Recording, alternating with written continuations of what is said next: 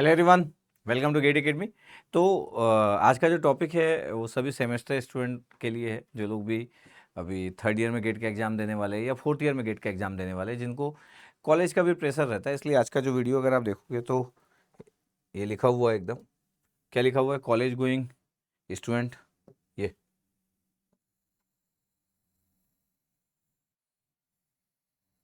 क्योंकि इनकी अपनी एक प्रॉब्लम्स है, प्रॉब्लम जेन्यून है। अगर ध्यान से देखा जाएगा तो कॉलेज गोइंग जो स्टूडेंट्स होते हैं उनकी प्रॉब्लम जेन्यून है कि उनको गेट का पेपर भी लिखना है और उनको सेमेस्टर का पेपर भी लिखना है। सेमेस्टर का पेपर दिसंबर में होगा, कुछ लोग का इवन जनवरी में होगा और फरवरी में गेट का एग्ज़ाम है।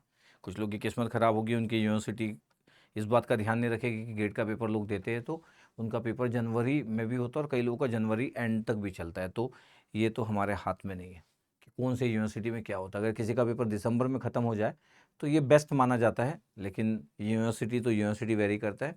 कुछ लोगों की यूनिवर्सिटी का पेपर जनवरी तक भी चलता है। ज़रूर आप कमेंट सेक्शन में बताइएगा कि आपकी यूनिवर्सिटी का पेपर कब तक चल रहा है, किस डेट तक चल रहा है, क्या जनवरी के एंड तक चल रहा है या जनवरी के मिड तक चल रहा है या दिसंबर के एंड में हो रहा है। अब प्रॉब्लम की बात करते हैं। प्रॉब्लम क्या है? प्रॉब्लम ये है कि जब आप सेमेस्टर का पेपर के बारे में सोचते हो तो एक इंजीनियरिंग जो स्टूडेंट्स होता है वो कभी भी सेमेस्टर के पेपर को इग्नोर नहीं कर सकता। मतलब ऐसा नहीं सोच सकता है कि मेरा पेपर बैक लग जाए, मैं तो गेट की प्रिपरेशन कर रहा हूँ। ऐसा थॉट आना ये पॉसिबल नहीं है और मैं किसी को ऐसा सजेस्ट भी नहीं करता हूँ कि आप इंजीनियरिंग का पेपर छोड़ दो, 2-3-4 बाद में दे देना। वो अच्छा फील नहीं देता और कॉन्फिडेंस भी गिरता है। तो पेपर बैक तो नहीं लगना चाहिए। मार्क्स ज़्यादा ना आए समझ आता है, लेकिन पेपर बैक नहीं होना चाहिए। इसलिए ये पेपर का बैक ना होना इतना प्रेशर रहता है। भले ही चाहे वो 2 दिन 3 दिन पढ़ना होता है, लेकिन जब 5 पेपर देते हैं तो 15-20 दिन निकल जाते हैं और उस स्टार्टिंग के भी कुछ 5-6 दिन निकल जाते हैं। गर्ल्स लोग के केस में थोड़ा ज़्यादा टाइम निकल जाता है, बिकॉज़ वो लोग ज़्यादा प्रेशर लेते हैं। उनको पता है कि पेपर में बैक नहीं लग सकता। गर्ल्स लोग के लिए बहुत रिस्पेक्ट की बात होती है। बॉयज़ के लिए भी होती है, लेकिन बॉयज़ के कंपेयर में गर्ल्स लोग के लिए रिस्पेक्ट की बात होती है कि पेपर बैक ना लगे। और ऐसा पिछले 20 साल में देखा भी गया है कि इंजीनियरिंग कॉलेज में बैक लगता भी है तो वो परसेंटेज वाइज़ बॉयज़ और गर्ल्स में गर्ल्स का परसेंटेज हमेशा से कम होता है। ऐसा देखा भी गया है।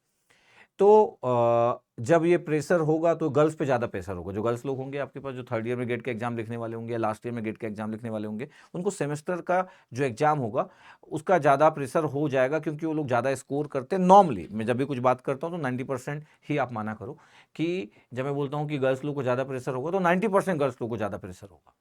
तो उनका स्कोर अच्छा आता है, यूनिवर्सिटी में वो लोग टॉप करते हैं, अपने कॉलेज में टॉप करते हैं, अपने ब्रांच में टॉप करते हैं, तो उनके ऊपर प्रेशर रहेगा। गेट का एग्जाम जो होता है वो सिर्फ पढ़ने पे बेस नहीं होता है, वो क्रिएटिविटी पे बेस होता है। तो यूनिवर्सिटी का एग्जाम क्रिएटिविटी पे बेस नहीं होता है।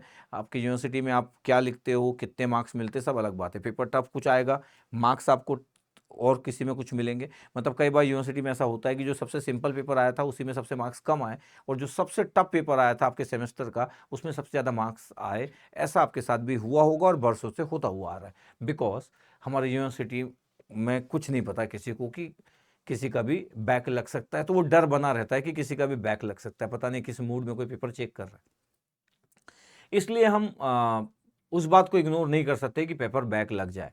अब बात यह है कि पेपर बैक भी ना लगे और गेट के एग्जाम को अच्छा परफॉर्म भी करना है, और क्रिएटिविटी गेट के एग्जाम में मांगता है, तो सर कैसे हो पाएगा? ये बात तो सच है। ये इतना आसान भी नहीं है कि मैं किसी को बोलूं कि यूनिवर्सिटी का पेपर देने के बाद घर आके गेट का पढ़ो और फिर 2 दिन बाद फिर से पेपर देना यूनिवर्सिटी का, मतलब आपके सेमेस्टर का, और उस बीच में गेट का भी पढ़ लो। ऐसा पॉसिबल नहीं है।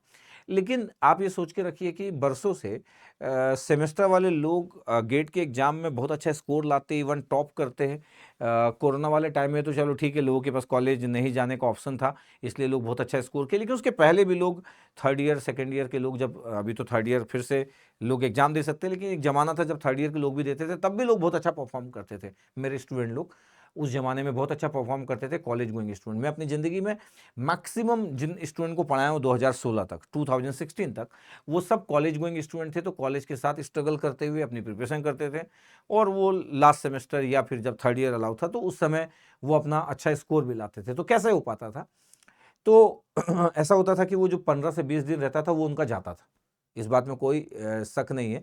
लेकिन अपने माइंड सेटअप को वैसा बनाते थे कि ऐसा तो होने ही वाला है कि जो 20 डेज से वो जाने वाले हैं, तो वो उसके पहले ही बहुत ज़्यादा सिंसियर हो जाते थे। मतलब अपनी स्पीड बढ़ा देते थे, अपना ट्राई करते थे कि सेमेस्टर का एग्जाम कंप्लीट होने से, सेमेस्टर का एग्जाम स्टार्ट होने से पहले उनका सिलेबस का कवरेज हो जाए।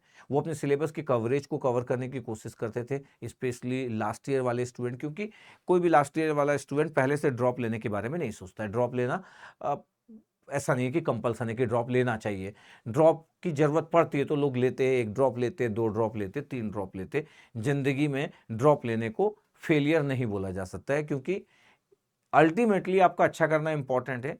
कोई अगर यूपीएससी का एग्जाम निकाल के कोई कलेक्टर बनता है तो कोई इस बात पे कभी चर्चा नहीं करता है कि वो फर्स्ट बार में एग्जाम निकाला या सेकंड बार में निकाला, बस एग्जाम निकाला मैटर करता है। तो जिंदगी में आप किस जगह तक पहुंचते हो, किस किस आईआईटी से पढ़ते हो, किस पीएससी में जाते हो, इसमें कभी डिस्कशन नहीं होगा कि आप कितने अटेम्प्ट में गेट का एग्जाम निकाले। इसलिए उस चर्चा पे नहीं जाते, उस विषय पे नहीं जाते। इंपॉर्टेंट क्या है? इंपॉर्टेंट ये है कि आप अच्छा स्कोर कैसे कर पाएंगे। अभी हम बात कर रहे थे कि कॉलेज गोइंग स्टूडेंट की बात कर रहे थे कि अगर कोई सेकंड ईयर से थर्ड ईयर में, तो मेरे को लगता है कि जो फ्री हिट बॉल है वो एक सेकंड ईयर से थर्ड ईयर, जो थर्ड ईयर में गेट का एग्जाम लिखने वाले हैं, उनके पास फ्री हिट बॉल है, क्योंकि आउट होने का कोई डर नहीं है, फेलियर का कोई डर नहीं है। कुछ लोग इसको भी फेलियर का प्रेशर बना लेंगे, तो वो उनका पर्सनल प्रॉब्लम है कि इसको भी फेलियर का आप इशू बना लिए। बाकी मेरे को लगता है फ्री हिट है, आप सेमेस्टर का एग्जाम दो, लेकिन फ्री हिट का मतलब ये नहीं है कि बॉल को बिना देखे मार रहे हो, उसमें 0 रन ही मिलेगा। तो फ्री हिट में आउट तो नहीं होंगे, सच बात है, लेकिन उसमें 0 रन ही मिलेगा। ऐसा फ्री हिट का कोई वैल्यू नहीं है जिसमें 0 रन मिले। आप बॉल को मारे और बॉल को देख तक नहीं रहे हो, ऐसे फ्री हिट का कोई वैल्यू नहीं है। फ्री हिट में अगर 6 लगता है, 4 लगता है, तो फ्री हिट का एडवांटेज माना जाता है। तो एक थर्ड ईयर वाले स्टूडेंट के लिए एडवांटेज तब होगा जब वो एटलीस्ट स्कोर कार्ड ला सके, या फिर वो एक अच्छे रैंक में कन्वर्ट कर सके। स्कोर कार्ड में इसलिए बोलता हूँ क्योंकि बहुत सारी पब्लिक स्कोर कार्ड ला सकती है थर्ड ईयर में, और बहुत सारे लोग रैंक में कन्वर्ट करते, इवन अंडर 1000 में आपको थर्ड ईयर वाले लोग दिखेंगे। और एक जमाने में जब मैं पढ़ाता था तो मेरे स्टूडेंट लाइन से बहुत सारे लोग थर्ड ईयर में अंडर 1000 रैंक लाते थे। अंडर 100 रैंक भी थर्ड ईयर में लोग लाए हुए हैं। ठीक है, तो क्वेश्चन ये है कि अभी हम अपने माइंड सेटअप को कैसे बनाएं। पहला चीज तो कि आप जितना ज्यादा कवरेज कर सके आपके पास अपने सेमेस्टर एग्जाम के पहले, उतना कवर कर सके। एक आधी बार पलटना है तो रिवीजन कर सके। आपके पास टाइम का इशू होगा, लेकिन जिंदगी में कई बार जो सबसे बिजी होते हैं वो सबसे सक्सेसफुल होते हैं। जिनके पास टाइम का इशू होता है वही सबसे बेस्ट परफॉर्म देते। कभी कभी वो लोग आलसी हो जाते हैं जिनके पास बहुत टाइम रहता है, पूरे दिन भर का टाइम रहता है, और वो अच्छे परफॉर्मर नहीं बनते क्योंकि उनके पास प्रेशर नहीं रहता। तो जिंदगी जो है वो प्रेशर से बहुत अच्छा करवा लेती है। जब आपके पास प्रेशर होता है तो आप पूरे टाइम को काउंट करते हो, टाइम की वैल्यू करते हो, और उसी में लोग बेस्ट परफॉर्म कर लेते हैं, उसी में लोग बेस्ट परफॉर्म कर लेते हैं। तो सिर्फ बात है टाइम की। एक जमाने में आप सुनते होंगे कि जो सेलिब्रिटी लोग रहते थे, सुपरस्टार रहते थे, उनके पास एक मूवी हिट होती थी तो उसके पास 20 प्रोजेक्ट आ जाते थे, और वो 20 मूवीज में काम करते थे। 80s की बात है, 20 मूवी एक साथ, मतलब 24 घंटे में से 20 घंटे काम करते थे। अलग अलग मूवी के सेट पे जा रहे, यहां से वहां जा रहे, पूरे दिन भर बिजी, मतलब 20 आवर्स।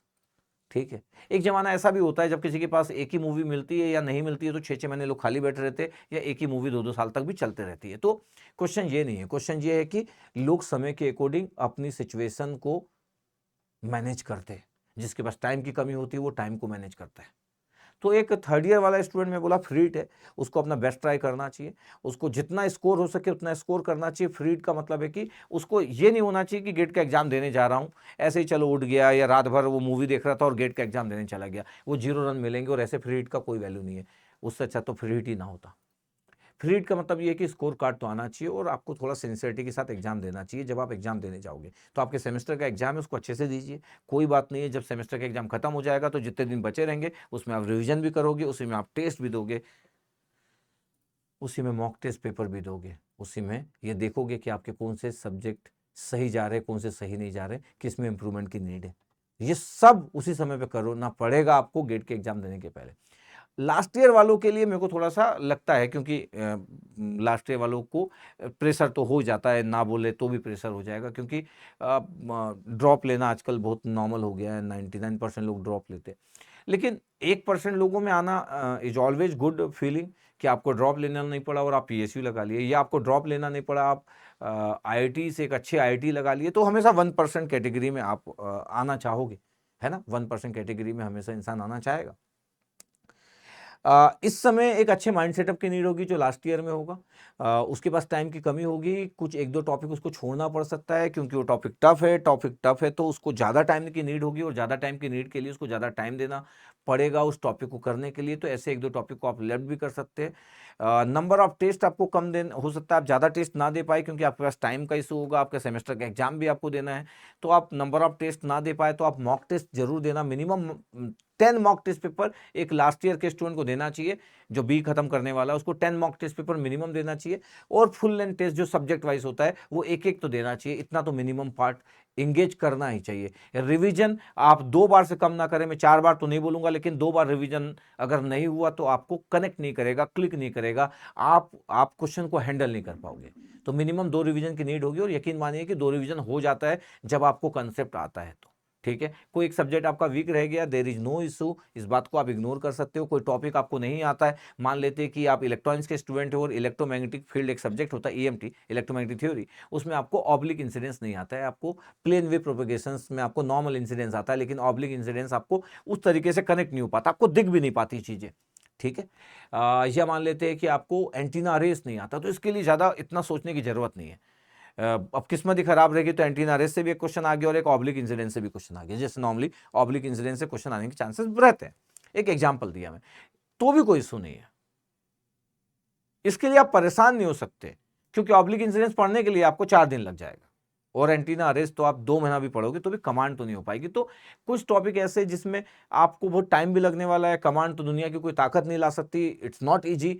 तो आप उन टॉपिक को कभी कभी मजबूरी के कारण, टाइम के कारण अगर आप उसको लेफ्ट करते भी हो तो ये कोई क्राइम नहीं है और इससे आपका स्कोर एकदम से चेंज नहीं होगा, आप अच्छा करोगे अगर आपको कॉन्फिडेंस है, क्योंकि पेपर में जितना क्वेश्चन है और जितना आप अटेम्प्ट करने वाले वो सफिशियंट है। आपके पास 3 ही घंटे और आप कोई मैजिशियन नहीं हो कि आप टेक्निकल मैजिशियन हो कि 65 में से 65 कर लोगे, ऐसा तो AIR 1 भी नहीं कर पाता है।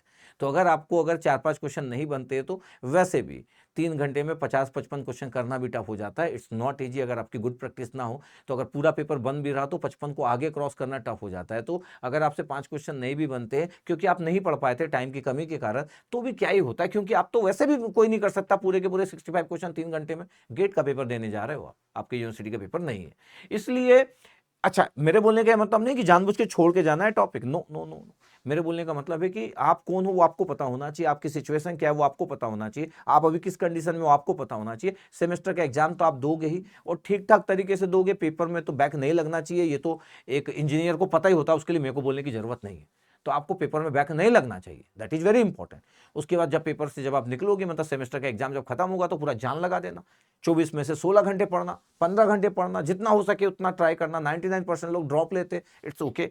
आप 1% में आने का ट्राई करना। और अगर किस्मत, और अगर आप नहीं चाह पाए, ऐसा तो कुछ हो नहीं जाएगा कि आप नहीं आ पाए तो कुछ क्राइम हो जाएगा, तो आप 99% की कैटेगरी में आओगे, अगर आप 1% की कैटेगरी में नहीं आओगे तो। लेकिन जो आप एफर्ट मारोगे, मान लेते कि आप बहुत एफर्ट मारे, आपका सेमेस्टर भी था, बहुत मेंटली प्रेशर भी हो गया था और आप कोई इंटेलिजेंट स्टूडेंट भी नहीं हो, या आपकी क्रिएटिविटी भी इतनी काम नहीं करती और आपको डर भी है बहुत सारी चीजों का, आप पता नहीं सब चीजें मैनेज कैसे होगी, आप मिसमैनेज पर्सन हो, मान लेते हैं कि आप ज्यादा चीजों को एक साथ हैंडल नहीं करते, है ना, एक मल्टी टैलेंटेड पर्सन नहीं हो, नॉर्मली लोग नहीं होते, तो क्या ही होगा, क्या ही होगा, आप 99% में आओगे।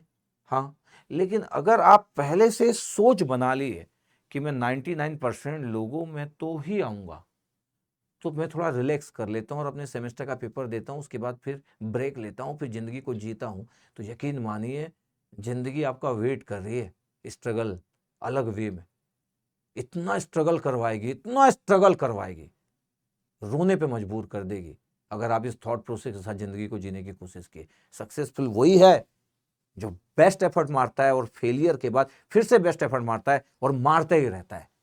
उसको भी ज़िंदगी रुलाती है लेकिन फिर रिजल्ट देती है।